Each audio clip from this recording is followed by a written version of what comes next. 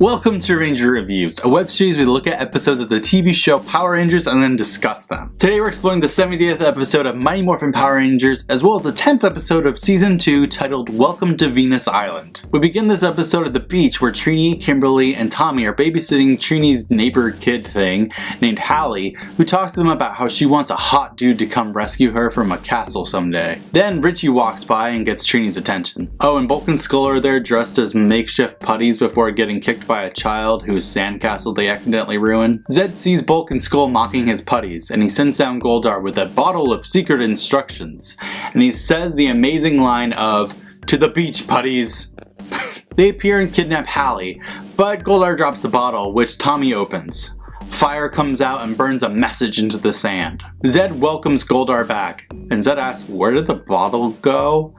And Goldar says he lost it in the battle, to which Zedd says, "The what?" It's amazing. Also, Goldar, there was no battle at all. Zedd says that this is fine, as long as they'll come to rescue the girl and they'll ransom her for the Green Ranger. At the command center, Billy is scanning the message, translating it. It's instructions that says, "Take Hallie to Venus Island where she'll join us forever." According to Zordon, this island only exists when Zedd calls it forth, but then it can apparently sink, which will turn Hallie evil forever. They have to track the trade winds that go to the island, so Billy goes and builds a fancy 1994 version of a GPS tied to a balloon. They'll release it at sunset, and Zordon says they need to hurry because the island is becoming less stable. I mean, if you can sense it, how do you not know where it's at? It's 5 seconds to sunset, and Jason uses Trini's hairband to attach the tracking device to the balloon and tosses it. This is really convoluted.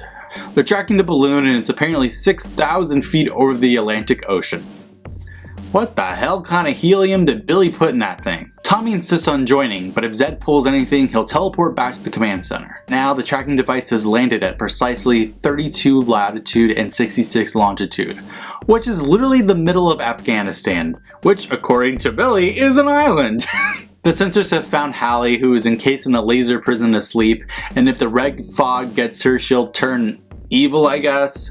What does Zedd want with a little girl that's evil? The Rangers teleport to the exact same beach as before with terrible plant props all over the place, and Zedd takes this opportunity to create the invincible flytrap to attack them. The Rangers are legitimately in a park where you can see stuff in the background, and they morph at the sight of the monster. There's a pretty mediocre fight with the monster when the monster just opens up its chest and absorbs Kim, Jason, Billy, and Zach. Trini and Tommy are left, and Zordon says that Tommy needs to come back, and for some reason, Trini just comes with them. Can we just take a moment to be in awe of the beauty that is Thuy Trang in her Yellow Ranger suit? Trini wants to fight alone to rescue Hallie, and Tommy insists that, no, he's gonna go with her, and if he fails, he tells Trini that if he gets turned evil, apologize to the others for him.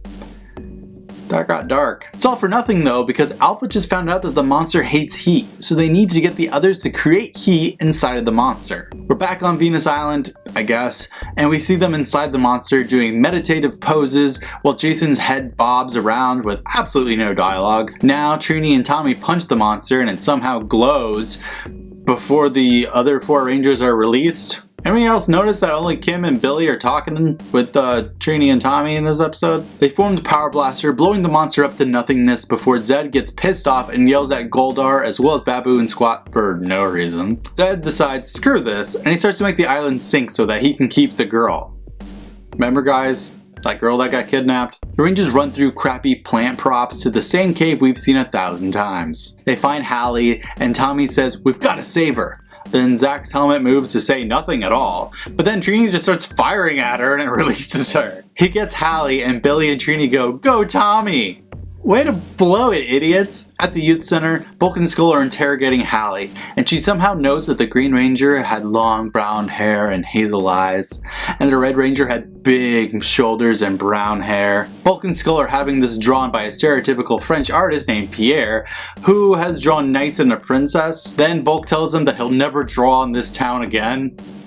The end, apparently. This episode's weird, and I'm not just talking about how Jason and Zach went completely mute during the fight scenes, although I'll get to that in a second. Was it supposed to be that Hallie was just imagining how the Red and Green Rangers looked because she wanted to be rescued by a prince? I don't understand where else these descriptions would have come from. The entire plot of Venus Island as a MacGuffin is pretty weird and strange to begin with, when it could have easily just been the monster kidnapped Hallie in its stomach. We have to save her. And then we wouldn't have to do random meditation things. As mentioned, yes, Jason and Zach don't speak in suit in this episode, and unfortunately, this will be the last time that Trini has any new lines in suit as well. From here on out, Jason, Zach, and Trini will have all recycled lines or horribly dubbed voices by other people when in suit, but I'll get to why when we get there. Just get used to it for now, I suppose. How will next episode fare?